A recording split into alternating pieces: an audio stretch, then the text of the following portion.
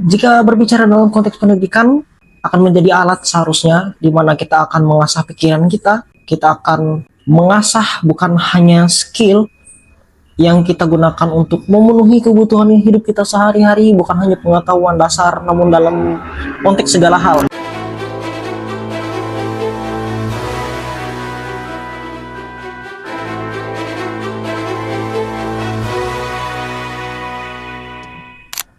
Oke, halo teman-teman, kembali lagi sama aku, Greg.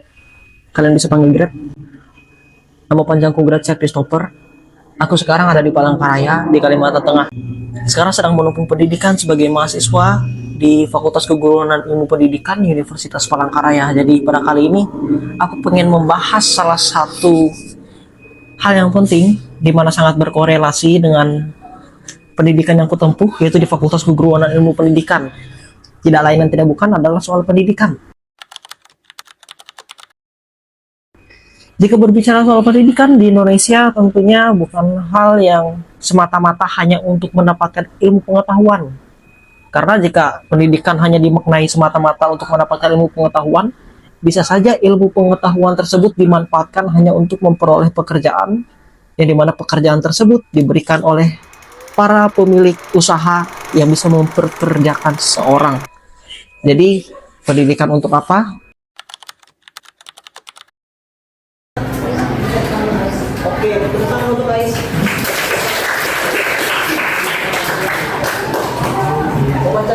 Benar, kata si Anies.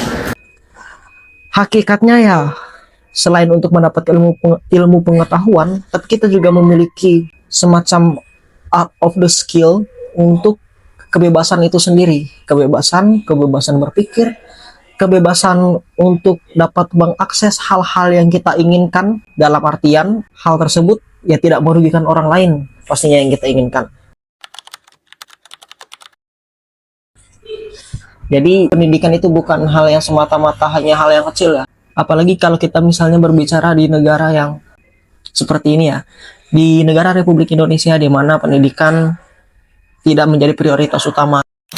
Perlahan tapi pasti, penerapan dari kebijakan yang menargetkan efisiensi sebesar 306,69 triliun rupiah itu mulai terasa dampaknya. Lalu benarkah biaya kuliah akan terdampak dari efisiensi anggaran di Kementerian Dikti Saintek? Presiden Republik Indonesia Prabowo Subianto memastikan program makan bergizi gratis MBG tetap berjalan meski pemerintah melakukan efisiensi anggaran di tengah krisis global. Kita bisa melihat bahwa tahun 2025 kemarin dilakukan efisiensi anggaran besar-besaran kan untuk pendidikan, apalagi anggaran pendidikan dipotong. Pokoknya ratusan triliun yang dipakai hanya untuk program ambisius pemerintah bisa kita bilang, dan mengesampingkan pendidikan itu sendiri. Meskipun kita tahu bagaimana presiden kita, Pak Prabowo Subianto, menginginkan bahwasanya gizi setiap anak cucu di Indonesia, anak-anak generasi muda di Indonesia terpenuhi secara gizi, sehingga kedepannya diharapkan untuk mengembangkan kemampuan intelektual anak-anak ya. Tapi bukan berarti hanya dengan gizi toh satu-satunya yang menjadi urgensi untuk dapat meningkatkan pendidikan atau meningkatkan pengetahuan kognitif seorang insan di Indonesia. Tentunya harus ada hal yang ditempa, ada hal yang ditempuh dalam konteks bertahan hidup, dalam konteks mempertahankan apa yang telah kita miliki. Tentunya kita harus memiliki pengetahuan tersebut. Pengetahuan tersebut didapatkan di mana? Tentunya selain dengan cara kita mencari tahu sendiri, selain kita belajar dari pengalaman orang lain, selain kita belajar dari buku bacaan, pendidikan pun seharusnya dapat menjadikan hal tersebut.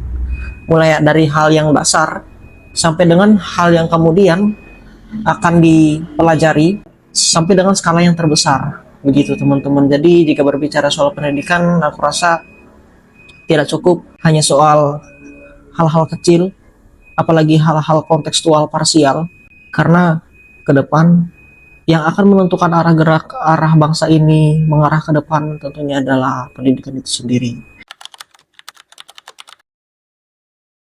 Jadi jika berbicara konteks pendidikan, jika berbicara konteks siapa yang harus menjadi terpelajar, seluruh masyarakat, seluruh insan, seluruh manusia tentunya harus menjadi yang terpelajar. Jadi begitu teman-teman. Dan jika berbicara soal konteks terpelajar, soal konteks pendidikan, soal konteks ilmu pengetahuan, ke depan aku yang dari Marhanes Project ini pastinya akan bergerak bersama teman-teman yang lain, dimana ada berbagai talent-talent abad di dalam, yang dimana aku pun banyak belajar dari mereka. Ada yang pandai dalam hal komunikasi, ada yang pandai dalam public speaking, pandai menyampaikan pendapatnya di depan umum, ada juga yang seru gitu dalam membawakan atau menyampaikan segala sesuatu. Kita akan berbicara soal pendidikan hukum di dalamnya, kita akan berbicara soal pendidikan ideologi, filsafat mungkin saja, dan banyak hal. Dan itu semua ada di Marhanes Project. Di mana di Marhanes Project nanti ada salah satu kegiatan yaitu Road to Manusia Merdeka. Untuk tahun ini yang volume ketiga, harapannya akan segera dilaksanakan. Harapannya teman-teman bisa ikut ke depan kalau yang ada di Palangkaraya, tapi kalau ada yang di luar daerah, semoga bisa ditayang di YouTube channelnya Marhanes Project. Dan aku di YouTube channel aku pribadi pasti akan aku coba sampaikan kok kalau misalnya sudah mulai kegiatan tersebut. Itu aja sih teman-teman, nggak usah panjang lebar. Jika berbicara soal pendidikan ini hanyalah pembuka, ini hanyalah awal, kulit luarnya aja. Untuk bisa mengetahui kulit dalamnya seperti apa, untuk mengetahui dagingnya, kita semua akan diskusi lebih jauh di konten-konten selanjutnya.